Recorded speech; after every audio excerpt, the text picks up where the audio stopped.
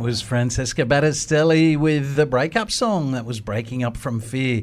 You are on 94.9. It is 13 minutes past 4. And yes, it's Tuesday afternoon, time for Creation Ministries International. And this afternoon we have Dr. John in the studio to talk to us about anything from creation to evolution to dinosaurs to aliens. And if you do have any questions for Dr. John, please send them through to our text line 0401 949 949. Good afternoon, Dr. John. Good afternoon, Mick. It's Great, awesome having you here. Great to be here. I love coming in here, Mick. It's fantastic. And look, before we even start today, I know you've got your mid-year appeal coming up, and I would like, on behalf of Creation Ministries, to really thank Rima CC for the privilege of this weekly broadcast. I mean, it is absolutely fantastic. And what it does for us at CMI is it gives us the opportunity to assure all our listeners that the Bible can be completely trusted in its history. Yep. You know, it claims we are created by God, and yet, you know, the world wants to keep telling us that it's billions of years old and it's just a chance happening and that there was a big bang and whatever. Mm-hmm. And there's just no evidence in support of that. And what we do on this program is we give heaps of evidence against it. Mm. You know, not only against the astronomical origin of the Earth, but also against evolution. Yep. Because the more biological science progresses, the more impossible you can see that evolution is. Yep. You know, and I want to talk today a bit about genetics and mutations, and that was prompted by a fantastic article that I read on cats. Yes. Now, if any of our listeners are cat lovers, you really want to listen in today, because this one's orange cats. I've got a good story about orange or ginger cats, mm-hmm. the normal domestic ones. I mean, apparently orange and ginger cat owners think they're very, very cuddly and affectionate and whatever, more so than normal cats. But I then thought, well, there's a lot of big orangey-looking cats out in Africa. And they're nice and cuddly when they're little, but when they get bigger, they're probably not quite as affectionate. When they start roaring, you mean? When they start roaring. But look, I do want to talk about the ginger cats. But first of all, I wanted to mention how amazing it is that you know, the world believes Darwin's origin of things like mm-hmm. You know, evolution, and yet what he talked about was 200 years ago. You know, yep. and Darwin didn't know anything about genetics because it hadn't been described in his day. Mm-hmm. It was only after Darwin that a monk by the name of Gregor Mendel described the very, very basic genetics, which Darwin knew nothing about. Yep. He saw changes, and he assumed that they were permanent and upward increasing information. And we now know that that's just nonsense. You know, it cannot happen. Yep. And yet people still want to believe it because they want to believe anything that gets rid of God in their thinking. Mm. That really is the basis of it. But yeah. Anyway, do you know the story about the monk Gregor Mendel? Not really. Yeah, no. yeah. He lived in a monastery, and he was a very, very keen gardener, mm-hmm. and he loved his flowers, particularly his sweet peas, mm-hmm. and he noticed that most of them were red, but some were white, and he found out that when he crossed the whites with the whites, he only ever got whites. Mm-hmm. But when he crossed reds with reds, first of all, he only ever got reds. But when he, reds with reds only produced reds. But when he crossed reds with whites, he still only got reds. Mm-hmm. But then the second generation, if he used those reds, he started to get some whites. And that was the basis of the beginnings of genetics. And he called them big R and little r or whatever, but he really didn't know. And as genetics developed, and people realised that there were these things called chromosomes and what they called genes on chromosomes. And their idea in the beginning was that it was a bit like beads on a string. You know, each bead was a different gene. But back in the 1950s, Watson and Crick cracked the code for DNA. And then people realised that chromosomes were made up of DNA, and a stretch of DNA was what we call a gene. So that's where it was. The genes were on the chromosomes. And now, of course, they can see them with electron microscopes. That's right. Stuff. That's right. Well, of course, it took a little while for that to come about. But let me get on to the cats, because this really was fantastic. Because apparently, ginger cats, cat lovers. I'm a bit of a dog person myself, rather than a cat person. But I've had a couple of cats that I really did love. But apparently orangey ginger cats are very affectionate cats, and people who've got them really absolutely love their ginger cats. We used to have one and we loved him. You know what his name was? What? Ginger. Ginger. Well, apparently Garfield is a ginger cat.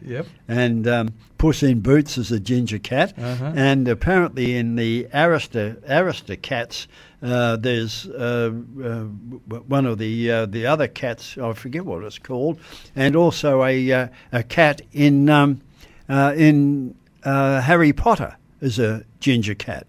Yeah, so people say that they're very, very affectionate cats and have got a lot of personality and individuality. But anyway, how did they get to be ginger? And it turns out that they're actually missing a gene that is a stretch of DNA, and as a result of that, they turn out ginger in colour.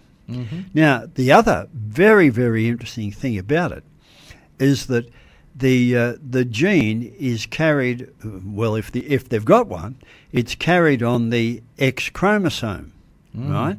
So most ginger cats are male, because if they're missing the gene and they've only got one X chromosome, then they're going to be ginger. Well, it's quite unusual to have completely ginger female cats. They've got to have the same missing gene on both of their X chromosomes. As we know, you know, males have got XY and females have got two X's. Yeah. So for a lot of female cats, if they're missing the gene on one of their X chromosomes, they have a bit of a mixed coloration. And it turns out that each of the X chromosomes is active at different stages in development. So when the one missing the X chromosome is active, then they get a ginger colour. But when the other one's active, they start to get dark colours. Another colour. Okay, wow. Look, I mean, it really was a fantastic article, and I don't know whether any of our listeners have got ginger cats, but they would be able to tell us if they're really quite as affectionate as people claim. But they're obviously different. You know, they have different personalities to a lot of other cats. And I read in another article similar to that you know how a lot of people are allergic to cats. Apparently, there's a probable genetic basis of that, because a lot of cat breeds like Siamese and Burmese or whatever don't cause too many allergies. Because their genetics don't have the gene that people get allergic to. Wow. So it's all very fascinating. I thought it was a great story, and I don't know what about the big ones in Africa, whether they've got the same genetic problem. No, I've always wondered, though. You know how the Bible says when we go to heaven, the lion will lie down with the lamb, and you've said many times over the years that the lion is all, they're all part of the same family, the pussycat and the lion. Well, I'm just wondering, when we go to heaven, does that just mean that all the lambs are going to be lying down with pussycats? No, I think I don't think the lions are going to shrink in size. Okay. I think they're going to stay the same size, but they'll probably be true to their ginger colouring and be nice and affectionate. And we won't get the genetically modified versions. No. well, whether they've got the missing gene, but they have to be placated in the new heavens and the new earth. I don't know. Yes. But there'll be some big ginger cats in heaven. We know that for sure. Yep. And they will be lying down with lambs. Yeah, and we'll probably be able to walk up and pat them as well. Yeah, I think we will. I thought it was a great story, and of course, what we're talking about is a mutation, and mutation simply means change. That's what the word means, and just like pretty much everything on earth, things deteriorate. And when we get change, it's usually a downhill change, and there aren't really any mutations that are known that are beneficial. They always go downhill rather than uphill, and that's where Darwin made his mistake. Of course, he assumed that they could go uphill, but of course they can't. And even the ones that people have claimed to be examples of evolution are actually downhill change. Yep. The classic one that they talked about is a gene that causes sickle cell anemia, and the people who support evolution said, here's an example because these people seem to be resistant to malaria. Well, yeah, they are resistant to malaria, but they're sick. And the problem is they've got defective red blood cells, and the malaria parasite proliferates in a red blood cell. So it can't. But, so they're genetically crippled, but they don't get malaria. So, they do all right in malarious areas. Yeah. But you wouldn't want to have sickle cell anemia. No, not at all. You are on 94.9. It is 26 minutes past 4. We've got a couple of messages coming up, and then Dante Bowe and Amanda Cook with a song called Be All Right. On me. That was Matty Mullins, No Hold on Me. You're on 94.9. It's 24 minutes to 5. And we have Dr. John in the studio. He's been talking to us about cats, orange cats, and mutations this afternoon. And Dr. John, my sister, she at one stage had, I think we had 21 or 22 cats. We had lots of cats. When they had kittens, we ended up with stacks of them. We had to go to school with the kittens and give them to all the other kids. Oh, I know, yeah. Then some of their parents would come back and give them back to us. That's how it goes. But one of my sister's favourite cats was Ginger. Right. And whilst it was a nice cat, it didn't get on with me as well as it got on with her. So I kind of knew it had a mutation. Must have if it didn't get on with you, Mick. Yes. You're such an easygoing guy. That's it. But, what is a mutation? Well, it's really a copying mistake, because if we think about it, a gene is a long stretch of DNA on a chromosome, but we're told in the Bible that Noah took 2 of every kind of animal, a male and a female, on board the ark. Mm-hmm. Right. Now, I'm not sure whether he took 2 little cats and 2 big cats, or maybe just 2 medium-sized cats, and all the cats are descended from them. The Bible doesn't tell us that. Yep. But for everything to be descended from 2, it's got to be copied and copied and copied and copied, all the way through the generations. Yep.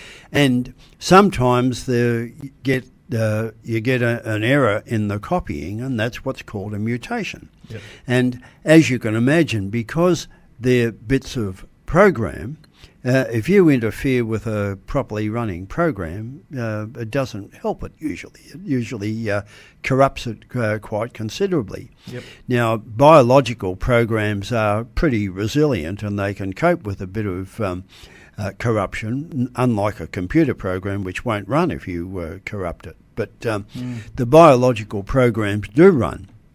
But you can then imagine that after you get some individuals with that corrupted piece of program, Yep. if they get together and reproduce, then there's a fair chance that their offspring are going to have the same corruption. Yep. Now, the more communities or groups of animals are inbred, the more likely you're going to have of the same corruption getting passed on. And I mean, we started talking about cats. If we go on to dogs, we see that quite a lot in dogs, particularly in pedigreed dogs, because pedigreed dogs do carry a lot of very, very harmful mutations, and highly pedigreed dogs are often not very long-lived. What does the word pedigree mean? Well, it means that they are one particular breed, and because the owners keep breeding within that breed, then they become inbred. They look the same every time. Yeah. But when they're pedigreed, you can trace their ancestry. Their fathers and grandfathers and whatever tend to have names, and people know where they've actually come from. Yep. But highly pedigreed dogs carry a lot of harmful mutations. Mm-hmm. And one of the reasons is because, partly because of dog shows. You know, when you put a dog in the show, the judge in a particular breed, judges are looking for particular characteristics. And the dog with the most favourable characteristic for that breed is the one that wins the show. Yep. But there might be other aspects to the animal itself that don't necessarily go along with the characteristic that the judge is looking for. For example, if you think about the little bully type dogs like pugs and French bulldogs and British bulldogs and so on, they've got quite big heads. Yes. But and this is what the judges have looked for, you know, well shaped and nice big heads. But the female's pelvis hasn't developed along with the big heads, so they cannot be born naturally. Oh, and wow. All pugs and French bulldogs and whatever, they have to be born by cesarean because it really is a devastating thing that man has done to the breed. I mean, people love them and they think they look They're very nice. cute, yeah. Yeah, but they've got this terrible characteristic that they have to be born by cesarean. And a lot of the other breeds, like Cavalier King Charles Spaniels, for example, they've got pushed back and pretty faces, but what the brain cavity hasn't expanded in the line with that characteristic. Yep. So the judges might be looking for that particular characteristic, a pretty face. But a lot of those dogs then are prone to epileptic fits because their brain case is not big enough for their brains. Wow. Yeah. Oh, look, it's really really very, very sad. And what we see now, you see so many people going for spandoodles and cockadoodles and labradoodles, you know, crossbreeds that carry the characteristics that people like, the affectionate nature or the placid nature or whatever, like Labradors and whatever. But if you cross it with another dog, then you're not going to have quite the same problems. And you see lots of little pug-like dogs walking around down there at Terrigal, but you know they're not purebred pugs because they've been crossed with Jack Russells or something like that. And they get the characteristics of both breeds, but they don't have the genetic defects that the pedigreed breed carries. So, yeah, people have said dog shows are very bad for dogs for that reason. And I can remember reading an article some years ago about the most famous dog show in the world, which is Crufts in England. And there were people who said, Crufts ought to be banned because it's doing harm to the dogs. Yep. And there's no doubt that it is. Well, even with two pugs, if they escaped and ended up in the city living as street dogs and then they were going to have pups, well, they'd die. That would be the end of the breed. Wow. What if they bred with, say, something like a dingo that's got very old? Could that help them? Oh, absolutely. Right. That would change the whole. That'd get rid of the problem. Yeah. Because crossbreeds are not carrying the genetic problem that the original pedigreed breed are. Wow. And of course, one of the big problems as well is if you have a dog that gets voted best in show in that particular breed, then, and particularly if it's a male, that dog is going to be in demand as a sire. So the problem that it carries, or whatever problems it carries, are going to get passed on to the next generation and so on. Yeah. So really, in fact, there was an issue some years ago, a complaint about the dog, I think it was a Pekingese, that actually got best in show, and I think it might have been in Crufts. And there was an outcry because they said it had plastic surgery.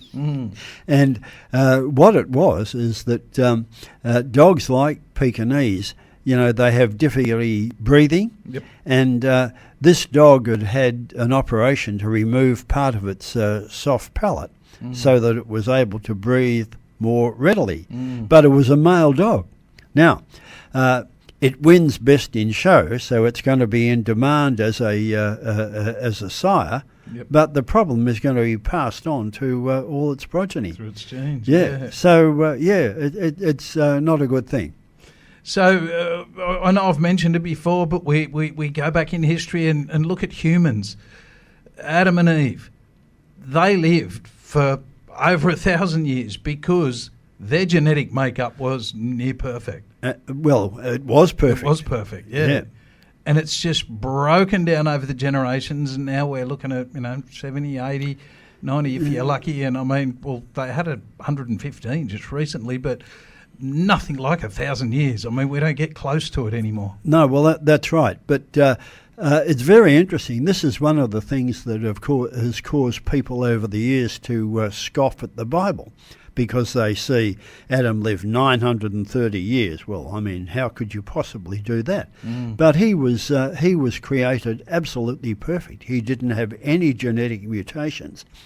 And there were only about a dozen or so, or 10 generations up to the time of Noah at the flood.